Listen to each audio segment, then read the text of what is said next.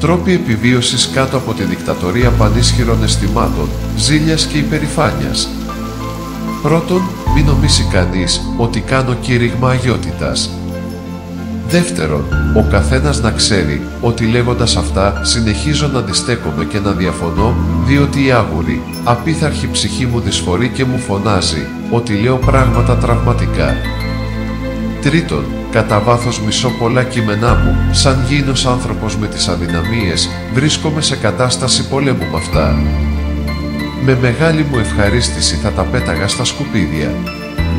Τέταρτον, ο ουράνιος άνθρωπος, αυτή η ισχνή συνιστόσα, όπως τον καθένα, με την οποία δεν τα πάω και τόσο καλά, διότι δεν λογαριάζει κανέναν, ούτε εμένα υπαγορεύοντας, μου ζητά να βγάλω το σκασμό και απαιτεί υποταγή. Πέμπτον, το 95% του γήινου μέσα μου, όπως όλων, μη έχοντας τίποτε ανώτερο και πιστικότερο να πει, με τη λύσα της αδυναμίας υποτάσσεται άκρος απρόθυμα. Η ζήλια πάντα έχει σχέση μόνο με το σώμα. Χωρίς το υλικό σώμα ζήλια δεν υπάρχει. Επανάληψη για εμπέδωση, η ζήλια πάντα έχει σχέση μόνο με το σώμα. Χωρίς το υλικό σώμα ζήλια δεν υπάρχει.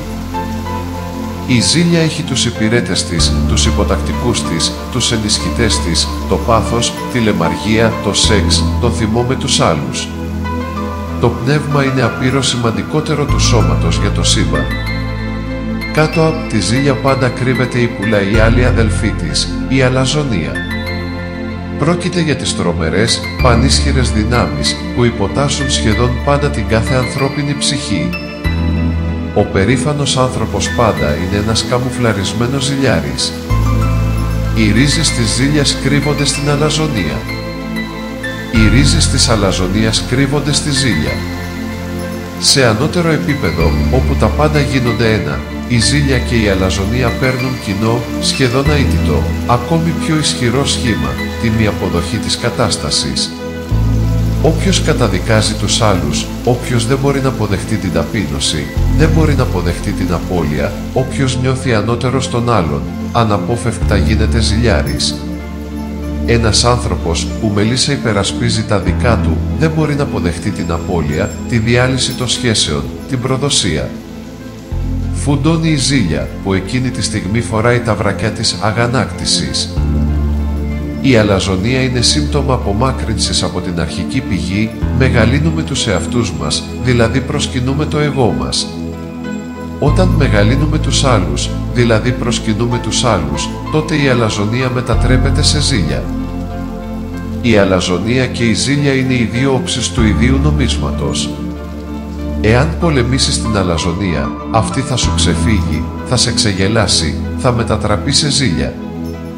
Εάν πολεμήσεις τη ζήλια, αυτή θα μετατραπεί σε αλαζονία. Ο αλαζόνας πάντα είναι ζηλιάρης, ο ζηλιάρης πάντα κρύβει μέσα του τον αλαζόνα. Το προσκύνημα των ενστίκτων αναπόφευκτα φέρνουν τη ζήλια και την αλαζονία. Το ένστικτο συνέχισης του είδους γεννά τη ζήλια. Εκδήλωση ενστίκτου, φροντίδα του σώματος, τροφή, σεξ, οικογένεια, σχέσεις με τους άλλους, όλα αυτά είναι τρόποι διατήρησης και συνέχισης της ζωής. Το ένστικτο επιβίωσης και διατήρησης εαυτού γεννά την αλαζονία. Εκδήλωση ενστίκτου, συνείδηση, έλεγχος της κατάστασης, έλεγχος του γύρω κόσμου. Είναι τα εργαλεία επιβίωσης για τον καθένα. Υπάρχει και το τρίτο ένστικτο, το βασικό, αλλά το πιο αδύναμο στις γήινες, ανθρώπινες συνθήκες, το ένστικτο ενότητας με το παν, με την αρχική πηγή.